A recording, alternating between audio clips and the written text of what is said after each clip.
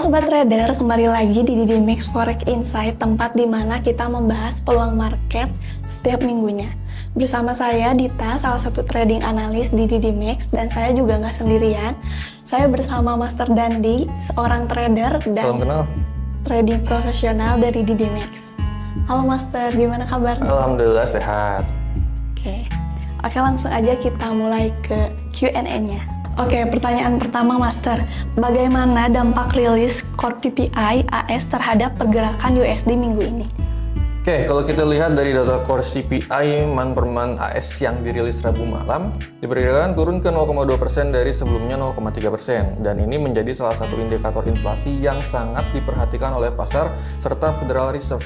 Jika angka yang rilis benar-benar lebih rendah dari perkiraan, pasar kemungkinan akan menilai bahwa tekanan inflasi mulai mereda sehingga peluang pemangkasan suku bunga The Fed di masa mendatang itu semakin terbuka. Gitu. Yang biasanya dapat menekan kekuatan dolar AS dan mendorong kenaikan aset seperti emas atau pasangan mayor seperti Euro USD. Namun jika angka core CPI-nya justru lebih tinggi dari yang diperkirakan, maka pasar akan melihat inflasi masih cukup kuat sehingga kebijakan suku bunga tinggi kemungkinan dipertahankan lebih lama. Kondisi yang biasanya mendukung penguatan USD dan menekan harga emas, seperti itu. Oke, pertanyaan berikutnya. Apakah CPI tahunan AS bisa mempengaruhi ekspektasi pasar terhadap kebijakan The Fed? Oke, kalau untuk data CPI tahunan Amerika Serikat ya diproyeksikan berada di 2,5%. Nah, sedikit meningkat dari angka sebelumnya di 2,4%, dan data ini menjadi indikator utama yang menggambarkan kondisi inflasi tahunan di Amerika Serikat. Seperti itu. Nah, jika inflasi tahunan meningkat lebih tinggi dari perkiraan, pasar dapat menilai bahwa tekanan harga masih cukup kuat sehingga Federal Reserve mungkin belum terburu-buru menurunkan suku bunga yang berpotensi mendorong penguatan dolar AS terhadap mata uang lainnya. Tapi sebaliknya, jika data inflasi justru turun atau lebih rendah dari ekspektasi, maka sentimen pasar bisa berubah menjadi lebih dovish karena peluang penurunan suku bunga semakin terbuka. Kondisi yang seringkali menyebabkan USD melemah dan memberikan dorongan pada aset berisiko maupun emas. Oke. Next, berikutnya seberapa penting data unemployment claims bagi pergerakan USD? Oke, unemployment claim ya, atau tingkat pengangguran. Nah, jadi data unemployment claim di Amerika Serikat itu yang diperkirakan berada di angka 216K. Dari sebelumnya 213K memberikan gambaran mengenai kondisi pasar tenaga kerja di Amerika Serikat.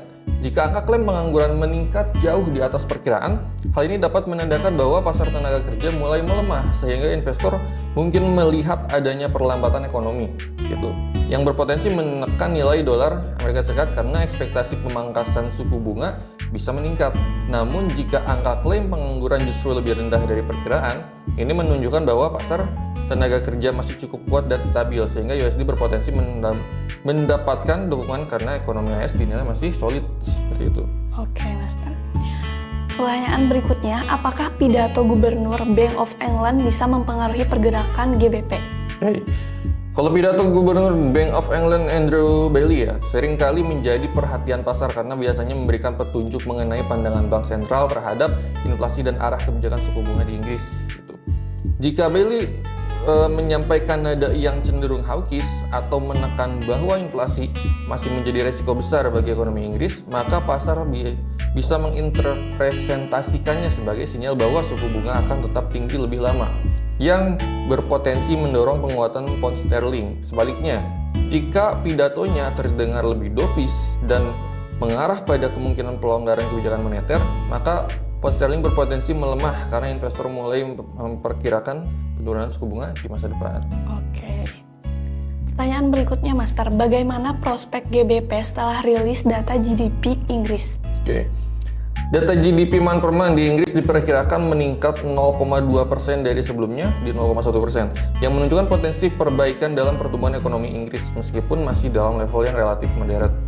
Jika data yang dirilis lebih tinggi dari perkiraan, pasar dapat melihat bahwa ekonomi Inggris mulai menunjukkan pemulihan yang lebih kuat sehingga pound sterling berpotensi mendapatkan sentimen yang positif.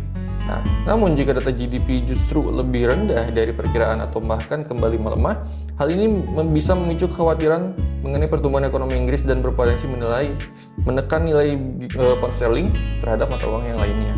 Oke, Master. Pertanyaan berikutnya, apakah data unemployment change Kanada dapat memicu volatilitas pada CAD? Oke, di hari Jumat ya, Kanada akan rilis data unemployment exchange yang diperkirakan naik menjadi 11,1K setelah sebelumnya mengalami kontraksi sebesar minus 24,8K, sehingga pasar akan memperhatikan apakah pasar tenaga kerja di Kanada ini mulai pulih. Nah, jika data menunjukkan peningkatan jumlah pekerjaan yang lebih besar dari perkiraan, maka dolar Kanada dapat menguat karena mencerminkan kondisi ekonomi yang membaik. Namun jika angka pekerjaannya kembali mengecewakan atau bahkan negatif, pasar bisa menilai bahwa ekonomi Kanada masih menghadapi tekanan sehingga Canadian dollar berpotensi melemah terutama terhadap dolar AS. Oke, pertanyaan berikutnya Master. Mengapa si PPI penting bagi trader forex? Kenapa penting bagi trader forex ya? Ini tentu penting ya, karena data core PCE Price Index month per month itu diperkirakan tetap berada di 0,4%. Dan indikator ini sangat penting karena merupakan ukuran inflasi yang paling sering dijadikan acuan oleh Federal Reserve dalam menentukan kebijakan moneternya.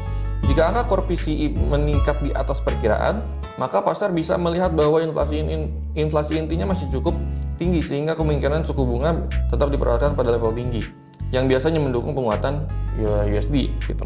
Sebaliknya, jika data lebih rendah dari perkiraan, hal ini dapat meningkatkan ekspektasi pasar terhadap penurunan suku bunga dalam waktu mendatang dan berpotensi melemahkan nilai mata uang dolar. Oke, pertanyaan terakhir. Apa arti data JOLTS Job Opening bagi prospek ekonomi AS? Oke, data JOLTS Job Openings yang diperkirakan naik menjadi 6,84 juta dari sebelumnya 6,54 juta, mencerminkan jumlah lowongan pekerjaan yang tersedia di pasar tenaga kerja Amerika Serikat. Jika jumlah lowongan pekerjaan meningkat lebih tinggi dari perkiraan, ini memungkinkan bahwa permintaan tenaga kerja masih kuat dan ekonomi AS tetap berada dalam kondisi yang solid, yang biasanya memberikan dukungan bagi dolar AS. Namun jika angka ini turun tajam di bawah perkiraan, pasar dapat menilai bahwa perusahaan mulai mengurangi perekrutan sehingga meningkatkan kekhawatiran terhadap perlambatan ekonomi, kondisi yang berpotensi memberikan tekanan pada US dollar. Oke Sobat Trader, mungkin sekian data-data besar yang kita bahas minggu ini. Semoga bisa bermanfaat dan bisa membantu plan trading Sobat Trader lebih baik lagi ke depannya. Saya Dita. Dan saya Dandi. Pamit undur diri, see you. Terima kasih.